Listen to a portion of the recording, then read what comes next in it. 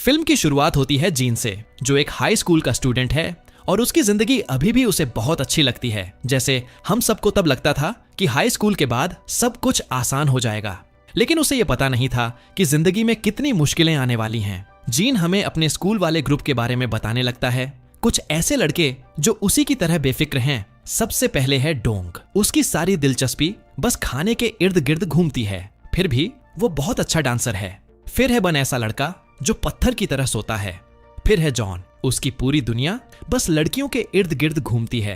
आखिरी है बेन, जिसे सब शरीफ लड़का कहते हैं। वो स्कूल में नया है, बहुत ठीक दिखता है। जिस दिन उसने असली ब्रांड के जूते पहने, उसे जमीन पर गिराया और उसके जूतों पर पैर रखकर उन्हें गंदा कर दिया। लेकिन आखिर में जीन कहता है कि चाहे वो सब कितने भी अलग क्यों ना हो, वो सब दोस्त हैं और एक दूसरे से बहुत प्यार करते हैं। हम देखते हैं कि वो सब क्लास में दाखिल होते हैं, हंसी मजाक करते हुए, जब तक कि उनकी नजर आगे किसी पर नहीं पड़ती और सब वहीं ठिठक जाते हैं, चेहरों पर बेवकूफों वाली मुस्कानें। और वो है सोन, स्कूल की सबसे खूबसूरत लड़की।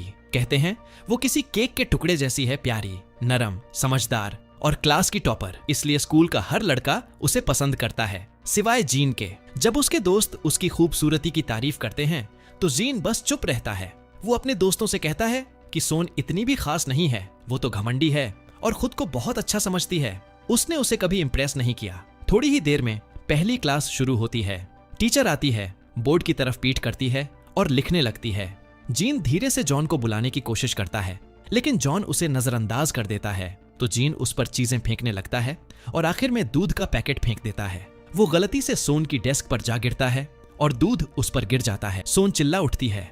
टीचर पीछे मुड़ती है, चौक गिरा देती है और गुस्से में जीन और बाकी जो भी शोर मचा रहे थे सबको खड़े होने को कहती है। वो जीन, सोन और जॉन तीनों को क्लास से बाहर निकाल देती है। जब वो बाहर खड़े सजा काट रहे होते हैं, तभी एक और टीचर वहां आता है। वो जीन को उसकी हरकतों के लिए डांटता है और कहता है कि अब बड़ा हो जा। हर बार किसी न किसी टीचर से सजा खाता रहता है। फिर उसे हैरानी होती है कि सोन भी सजा में है। वो तो क्लास की टॉपर और प्रेसिडेंट है। वो जॉन को भी डांटता है और उसके सिर पर हल्का सा मारता है। फिर जीन की तरफ देखता है और कहता है कि आज से वो सोन के सामने वाली सीट पर बैठेगा, ताकि सोन उसे पढ़ाई में मदद कर सके। जिम क्लास के टाइम पर सोन अपनी फ्रेंड मोन को देख रही होती है, जो ज्यादा दिखावा कर रही होती है। जीन बास्केटबॉल गेम छोड़कर उसकी तरफ आता है और मजाक उड़ाते हुए कहता है, तुम्हें लगता है तुम्हारा नकली पेट दर्द वाला डांस असली डांस है? वो डोंग को बुलाता है और कहता है, चल दिखा इन्हें कि असली डांस कैसा होता है। डोंग जेली की तरह हिलने लगता है और भी ज्यादा दिखावा करने लगता है। सोन को उसकी हरकतें और अपनी फ्रेंड के साथ उसका बर्ताव देखकर गुस्सा आ जाता है। वो जीन के पास आकर कहती है कि तेरे जैसे बदतमीज और बिन क्लास वाले लोग जिंदगी में कभी आगे नहीं बढ़ते। इससे पहले कि जीन कुछ बोले, बेन उसके सिर पर बॉल मारता है, क्योंकि बेन को सोन बहुत पसंद है। उस रात जीन के मम्मी पापा बहुत खुश होते हैं कि उनका बेटा अब सोन जैसी टॉपर लड़की के साथ बैठेगा। उन्हें उम्मीद होती है कि इससे वो पढ़ाई में थोड़ा ध्यान देगा। उसके पापा तो उसे ध्यान से पढ़ने के लिए अच्छा खाना भी बनाते हैं। घर का माहौल एकदम खुशियों भरा होता है। अगले दिन होम इकोनॉमिक्स टीचर क्लास में आते हैं और तुरंत ही बताते हैं कि 20 मिनट में सरप्राइज टेस्ट होगा। वो कहते हैं कि जो भी किताब लाना भूल गया है वो खुद ही बाहर चला जाए। सोन अपनी किताब ढूंढती है और उसे एहसास होता है कि वो भूल गई है। जीन हीरो बनने के चक्कर में चुपचाप अपनी किताब सोन की डेस्क पर रख देता है और टीचर से कहता है कि वो अपनी किताब लाना भूल गया है। फिर खुद बाहर जाकर सजा के लिए खड़ा हो जाता है। ये बात सोन के दिल को छू जाती है। उसे बहुत बुरा लगता है, खासकर जब वो जीन को बाहर लेग एक्सरसाइज करते हुए देखती है। उधर टीचर क्लास में घूम घूम कर बच्चों पर चिल्ला रहे होते हैं, उन्हें फेलियर कह रहे होते हैं। सोन अपनी ही दुनिया में खोई रहती है, टीचर की बातों पर ध्यान नहीं देती, बल्कि जीन की नोटबुक में बने ड्यूडल्स को देखती रहती है। कुछ देर बाद वो जीन के पास जाती है और उसके अच्छे बर्ताव के लिए उसे थैंक यू बोलती है। लेकिन जीन शराफत से पेश आने की बजाय कहता है कि थैंक यू बोलने खाली हाथ मत आना, कम से कम कुछ खाने या पीने को ले आना। और तभी कर्मा उस पर पलट कर आता है। उसके सिर पर बास्केटबॉल लगती है। फिर से बेन ने फेंकी होती है, जो उसे खेलने के लिए बुला रहा होता है। गेम के बाद बेन जीन को चेतावनी देता है कि वो सोन से बदतमीजी से बात ना करे या उसे परेशान ना करे, लेकिन जीन को कोई फर्क नहीं पड़ता। वो बस चलता बनता है। कुछ देर बाद सोन उसके पास आती है और उसे एक स्टडी गाइड देती है, जिसमें सारे इंपॉर्टेंट एग्जाम के सवाल होते हैं। वो कहती है कि ये उसने सिर्फ उसके लिए बनाई है। जीन उसे लेकर ऐसे ही अपनी डेस्क पर फेंक देता है। सोन फिर उसे बुलाती है और एक रेफरेंस बुक देती है। कहती है कि वो उसे अपने तरीके से थैंक यू कहना चाहती है। जो मटेरियल उसने दिया है उससे वो कम से कम आधा एग्जाम तो पास कर ही लेगा। जब जीन उससे कहता है कि वो उस पर इतना ध्यान देना बंद करे तो सोन गुस्सा हो जाती है। उस रात जीन थोड़ा पढ़ाई करता है, लेकिन स्कूल के सब्जेक्ट्स की नहीं, बॉक्सिंग मूव्स की। वो एक किताब से सीखने की कोशिश करता है जो जाहिर है काम नहीं करती। उसका पहला मूव ही ऐसा होता है कि उसका बैग गिर जाता है और सोन के नोट्स गंदे हो जाते हैं। वो जल्दी से उन्हें साफ करता है और जब खोल कर देखता है तो उसे सोन की लिखावट इतनी खूबसूरत लगती है कि वो बस उसे देखता ही रह जाता है। फिर वो पढ़ते पढ़ते पूरा बुकलेट खत्म कर देता है। अगले दिन सोन बन और मो के साथ बैठी होती है। तभी जीन अंदर आता है, थका हुआ सा, और सोन को उसकी आंसर शीट देता है। वो कहता है कि उसने सब सवाल हल कर लिए हैं। सब लोग हैरान रह जाते हैं कि उसने आखिरकार किताब खोली और पढ़ाई की। सोन को भी यकीन नहीं होता। जब वो उसके जवाब चेक करती है तो उसे 2 गलतियां मिलती हैं और वो कहती है कि उन्हें ठीक करो, और जीन उन्हें सही कर देता है। अब वो घर पर, स्कूल में और फ्री टाइम में भी सीरियस होकर पढ़ने लगता है।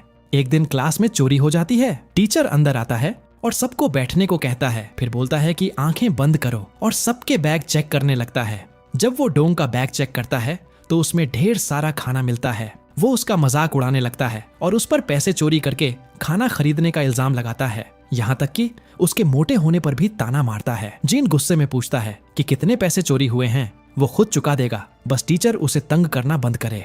टीचर भड़क जाता है और जीन को क्लास से निकाल देता है कि उसने उसे चुनौती दी। सोन खड़ी हो जाती है और जीन का साथ देती है। कहती है कि वो भी ऐसे बुली करने के खिलाफ है और उसे भी सजा दी जाए।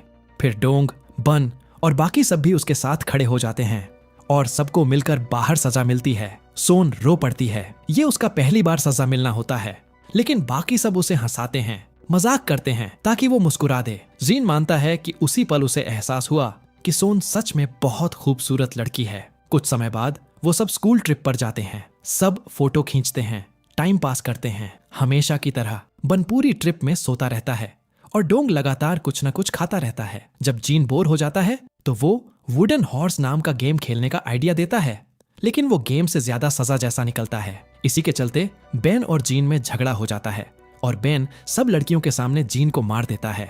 जीन गुस्से में उस पर टूट पड़ता है और उसे पीट देता है। बाकी लड़के दोनों को अलग करने की कोशिश करते हैं, लेकिन कर नहीं पाते। आखिर में टीचर सबको सजा देता है। जब वो वापस स्कूल लौटते हैं तो सोन और मोंटी बाकी ग्रुप के साथ लंच में शामिल हो जाते हैं। मोंटी जीन और बेन से पूछता है कि क्या उन्होंने अब सुलह कर ली है। जीन बताता है कि उनका झगड़ा तो लड़कियों के झगड़ों से भी आसान था।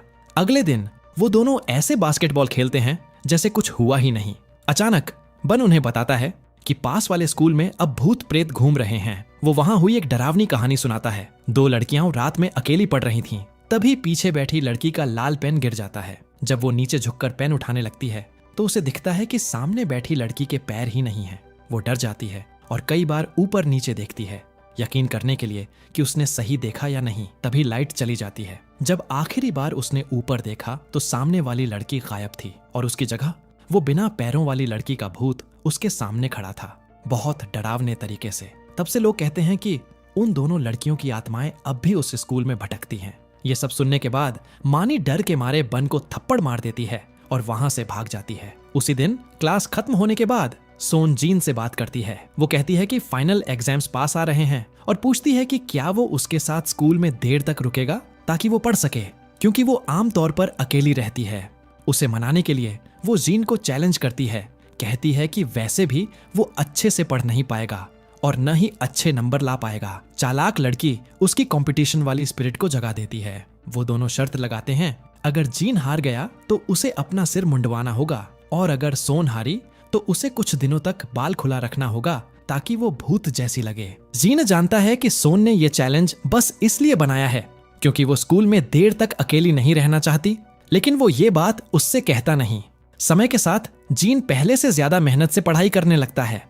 अपना वादा निभाते हुए वो हर दिन सोन के साथ स्कूल में देर तक रुकता है। वो शर्त जीतने के लिए बहुत ज्यादा डटा रहता है, इतना कि घर पर पढ़ते वक्त अपने पापा को भी अपने पास बिठा लेता है ताकि वो प्याज छीलते रहें और उसे नींद ना आए। एग्जाम्स के बाद एक दिन सोन फिर से स्कूल में देर रात अकेली पढ़ रही होती है। अचानक लाइट चली जाती है। वो डर जाती है, जल्दी जल्दी सामान समेटने लगती है और घबराहट में उसका लाल पेन नीचे गिर जाता है। वो नीचे झुककर पेन उठाने लगती है। तभी लाइट वापस आ जाती है और उसके सामने जीन खड़ा होता है, सिर मुंडा हुआ, बिल्कुल अनानास जैसा लग रहा होता है। हमें समझ आता है कि वो शर्त हार गया है। घर लौटते वक्त बारिश शुरू हो जाती है।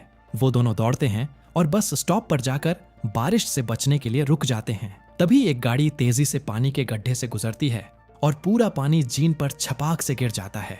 उसी वक्त वो दोनों वहां से निकल जाते हैं और बारिश में खेलने लगते हैं, हंसते हुए, मस्ती करते हुए। एकदम फिल्मी रोमांटिक सीन जैसा लगता है। अगले दिन जीन लड़कों के साथ बैठा होता है।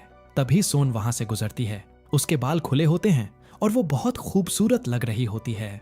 सबके सब उसे देखकर रुक जाते हैं, बस उसे देखते रह जाते हैं। धीरे धीरे जीन को एहसास होता है कि उसे सच में सोन से प्यार होने लगा है। अब वो हर बार कोई ना कोई बहाना ढूंढता है कि वो सोन के पास खड़ा रह सके जब वो क्लास के बाहर पढ़ रही होती है। फिर आता है यूनिवर्सिटी एप्टीट्यूड टेस्ट, यानी स्कूल का आखिरी दिन। टेस्ट खत्म होने के बाद सब इतने खुश होते हैं कि अपनी खुशी रोक नहीं पाते। वो बाहर निकलते हैं, घूमते हैं, उन जगहों पर जाते हैं जहां एग्जाम टाइम में जाने पर रोक थी। यहाँ तक कि सर्दी के बीच पर भी चले जाते हैं, भागते हैं, हंसते हैं, मस्ती करते हैं। थक जाने के बाद सब बैठकर अपने सपनों के बारे में बात करते हैं। हाई स्कूल के बाद कौन किस यूनिवर्सिटी जाना चाहता है? सबके पास कोई ना कोई सपना होता है, सिवाय सोन के। वो जो क्लास की टॉपर थी, सबसे ज्यादा पढ़ती थी, उसे खुद नहीं पता होता कि उसे आगे क्या बनना है।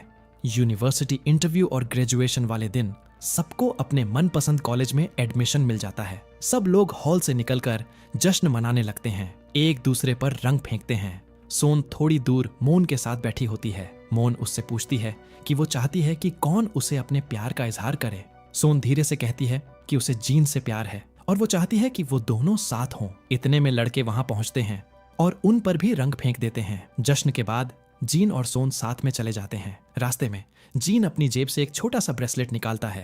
पहले थोड़ा झिझकता है, फिर उसे सोन की कलाई में पहनाते हुए कहता है कि इसे कभी मत उतारना। ये उसका अपने प्यार का इजहार करने का तरीका होता है। सोन शर्मा जाती है और कुछ बोल नहीं पाती। नया साल शुरू होता है। सब अपने अपने यूनिवर्सिटीज चले जाते हैं। जीन को पता चलता है कि कॉलेज लाइफ स्कूल लाइफ से बिल्कुल अलग है।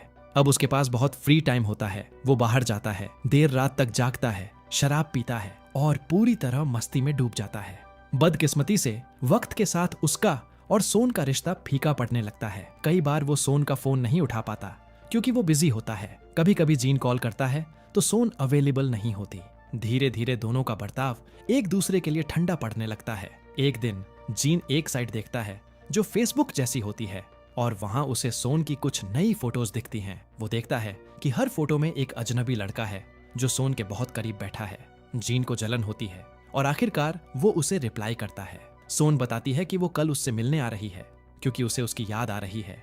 जीन बहुत खुश होता है और सोचता है कि उसकी चार्म अभी भी काम कर रही है। अगले दिन वो उसे बस स्टेशन से लेने जाता है। जैसे ही वो उसे देखता है वो एक पल के लिए थम जाता है। वो सच में चमक रही होती है। दोनों एक रोमांटिक रेस्टोरेंट में जाते हैं। वहां की वेट्रेस समझती है कि वो कपल हैं और कहती है कि आप दोनों साथ में बहुत अच्छे लग रहे हैं। ये सुनकर जीन इतना नर्वस हो जाता है कि सोन की तरफ देख भी नहीं पाता। लंच के बाद वो दोनों टहलने निकलते हैं। उस दिन के बाद जीन सोचता है कि अब उसे सोन से अपने दिल की बात कह देनी चाहिए, पर अभी नहीं। वो चाहता है कि ये सबसे रोमांटिक तरीके से हो ताकि सोन उसे कभी न भूले। अगले दिन जीन एक पोस्टर लगाता है जिसमें लिखा होता है कि वो यूनिवर्सिटी जिम में बॉक्सिंग ट्रेनिंग शुरू कर रहा है। पहले दिन उसका मुकाबला एक छोटे से कमजोर दिखने वाले लड़के से होता है। जीन पूरी ताकत लगा देता है और उस बेचारे पर मुक्कों की बारिश कर देता है। बाद में जीन देखता है कि सोन का कॉल आया था। वो उसे मैसेज करके माफी मांगता है कि फोन नहीं उठा पाया और बताता है कि वो हॉस्पिटल में था। सोन डर जाती है और तुरंत फोन करती है कि क्या हुआ।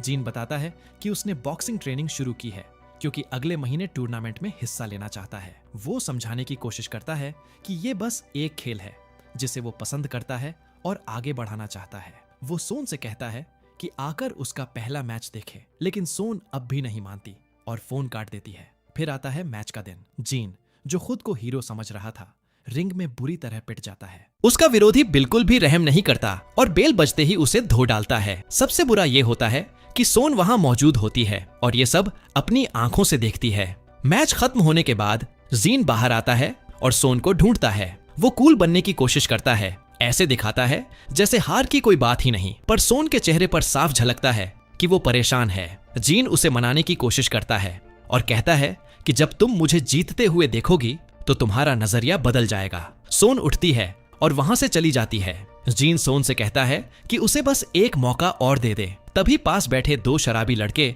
जीन का मजाक उड़ाने लगते हैं और सोन के बारे में गंदे कमेंट करने लगते हैं। जीन गुस्से से लाल हो जाता है, एक्शन हीरो जैसा चेहरा बनाता है और उन लड़कों पर टूट पड़ता है।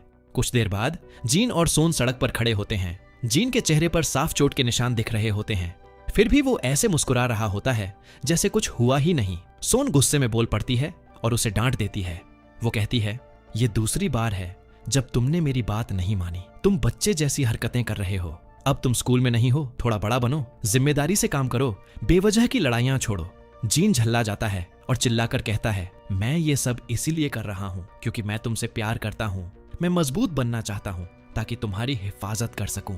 पर अफसोस, दोनों का ब्रेकअप हो जाता है। जीन वहां से चला जाता है सोन को पीछे छोड़कर। जब डोंग, बेन और बाकी गैंग को यह खबर मिलती है तो वो सब उस शहर की तरफ निकल पड़ते हैं जहां जीन पढ़ रहा होता है। वो इसलिए आए थे ताकि देखें अब जब रास्ता साफ है तो सोन को कौन पटाता है। लेकिन मानना पड़ेगा, जॉन जल्दी समझ जाता है कि उसका कोई चांस नहीं है, तो वो पीछे हट जाता है और जीन के पास जाकर उसे दिलासा देता है। दोनों साथ बैठकर खूब पीते हैं जब तक कि पूरी तरह नशे में धुत नहीं हो जाते। क्योंकि दोनों नशे में होते हैं और दिमाग काम नहीं कर रहा होता, उनकी झड़प कुछ आर्मी के लड़कों से हो जाती है और जैसा हमेशा होता है, जीन बुरी तरह पिट जाता है। लेकिन इस बार उसके दिमाग में कुछ क्लिक करता है।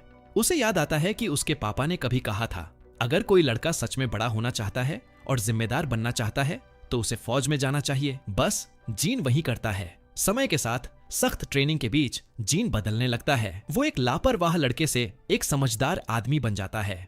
इधर बेन सोन के करीब आने की कोशिश करता है, उसे इम्प्रेस करने की कोशिश करता है, पर सोन उसे ठंडा जवाब देती है। वो साफ कह देती है, तुम वो नहीं हो जिसे मैं पसंद करती हूँ। ये बात सुनकर बेन पूरी तरह टूट जाता है। एक दिन जीन को पता चलता है कि सोन के शहर में भारी बाढ़ आई है और माता पिता को कॉल करने से पहले उसके दिमाग में सबसे पहले सोन का ख्याल आता है। वो अपने कमांडिंग ऑफिसर के पास दौड़कर जाता है और उनसे सोन से बात करने के लिए फोन करने की इजाजत मांगता है। शुरू में ऑफिसर मना कर देते हैं, पर जब वो जीन की सच्ची चिंता देखता है तो वो अपना खुद का फोन निकालकर उसे दे देता है और कहता है, तुम्हारे पास सिर्फ 3 मिनट हैं। जीन खुशी से झूम उठता है और तुरंत सोन का नंबर मिलाता है। जब सोन कॉल उठाती है तो वो उसे बताती है कि वो और उसका परिवार ठीक हैं। हालांकि बाढ़ ने उनके शहर को जरूर असर किया है। दोनों थोड़ी देर बात करते हैं और फिर सोन एक बात कबूल करती है। जिस दिन उनका ब्रेकअप हुआ था वो दरअसल जीन को बताने वाली थी कि वो भी उससे प्यार करती है, लेकिन जीन ने उसे वो मौका ही नहीं दिया। क्योंकि उनके बीच जो कुछ हुआ और जितनी दूरी आ गई थी, उसके बाद अब सब कुछ बदल गया है। सोन कहती है कि अब बहुत देर हो चुकी है, बेहतर होगा कि वो दोनों सिर्फ दोस्त बनकर रहें। कॉल खत्म होती है और दोनों मान लेते हैं कि वो एक दूसरे की जिंदगी में रहेंगे, लेकिन सिर्फ दोस्तों की तरह साल बीत जाते हैं। और अब हम देखते हैं कि पूरी गैंग कहां पहुंची। बून, जिसे नींद से बहुत प्यार था, अब एक गद्दे और बेड बनाने वाली कंपनी में काम करने लगा है। जॉन, अब वो शरारती और अनजान बच्चा नहीं रहा, वो बड़ा होकर शहर का एक मशहूर शेफ बन गया है। डोंग, जिसने खाने का जुनून थोड़ा कम किया, अब एक बड़ा एड और म्यूजिक वीडियो डायरेक्टर बन गया है। मॉन्टी ने उससे डांस सीखा और उसका असिस्टेंट बन गया। जहां तक बेन की बात है, वो एक अच्छे घर का सभ्य लड़का था। उसने खूब पढ़ाई की और अब एक सरकारी प्रोसिक्यूटर बन गया है। सब लोग उसे जानते हैं क्योंकि उसके पिता एक मशहूर जज हैं। और फिर आता है जीन। वो शायद बाकी लोगों की तरह कोई बड़ी कामयाबी नहीं पा सका, लेकिन उसने वही किया जो उसे बचपन से सबसे ज्यादा पसंद था। अब वो एक जाना माना लेखक है जो बॉक्सिंग चैंपियनों पर इल्यूस्ट्रेटेड कहानियां लिखता है। एक दिन जीन को सोन का कॉल आता है। वो कहती है कि उसे कुछ कबूल करना है, पर रोमांटिक बातों की जगह वो उसे एक झटका दे देती है। वो उसे अपनी शादी में बुलाती है। वो बताती है कि अब उसका दिल किसी और के लिए धड़कता है। बस यूं ही सोन उसे एक ऐसा झटका दे जाती है जो वो कभी नहीं भूल पाएगा। शादी के दिन पूरी गैंग फिर से एक साथ होती है। सब सोन के लिए खुश होते हैं, सिवाय बेन के, जो अब भी उसे प्यार करता है। लेकिन भले ही सोन को सबसे ज्यादा प्यार जीन ने किया था, फिर भी सबसे ज्यादा खुश वही होता है, क्योंकि उसे यकीन है कि सोन को अब कोई ऐसा मिल गया है जो उसे सच में प्यार करता है और उसकी कद्र करता है। और आखिर में जिन सब लड़कों ने कभी उसके लिए लड़ाई की थी, सोन ने उन सबको छोड़कर किसी और के साथ सफेद ड्रेस में मंडप तक का सफर तय किया। वो सब बस उसकी शादी में बैठे थे, गाना गा रहे थे और मूवी यहीं खत्म हो जाती है।